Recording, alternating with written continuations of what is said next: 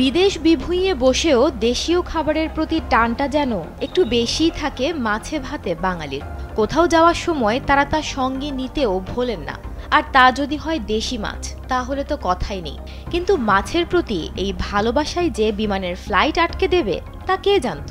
গেল মঙ্গলবার রোম থেকে ঢাকার উদ্দেশ্যে বিমান বাংলাদেশ এয়ারলাইন্সের BG355 ফ্লাইটটি নির্ধারিত সময়ের প্রায় 4 ঘন্টা পর উড্ডয়ন করে। কারণ ছিল ফ্লাইটের ভেতর পচা মাছ ও খাবারের তীব্র দুর্গন্ধ।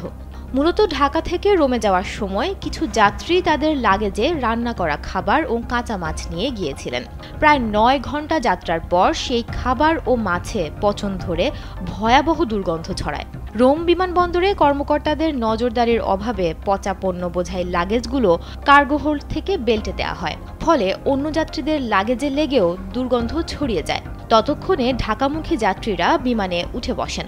এরপর সেই দুর্গন্ধ পুরো বিমানের ভেতর ছড়িয়ে পড়লে যাত্রীদের মধ্যে তীব্র ক্ষোভের সৃষ্টি হয়। ফিউমিচিনো বিমানবন্দর কর্তৃপক্ষ ঘটনার পর বিমানের কার্গো হোল্ড পরিদর্শন করে পচনশীল খাবারের উৎস খুঁজে পায়।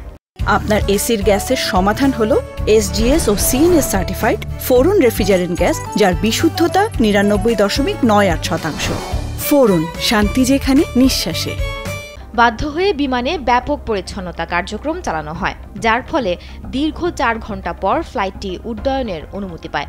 এই ঘটনা কেবল বিমান কর্তৃপক্ষের দায়বদ্ধতাই নয়, দেশের সুনামও ক্ষুণ্ণ করছে বলে অ্যাভিয়েশন বিশেষজ্ঞরা মন্তব্য করেছেন। সামাজিক যোগাযোগ মাধ্যমেও যাত্রীরা তাদের ক্ষোভ প্রকাশ করেছেন এবং রোমে দায়িত্বরত বিমান কর্মীদের বিরুদ্ধে অসহযোগিতা ও দায়িত্বহীনতার অভিযোগ তুলেছেন।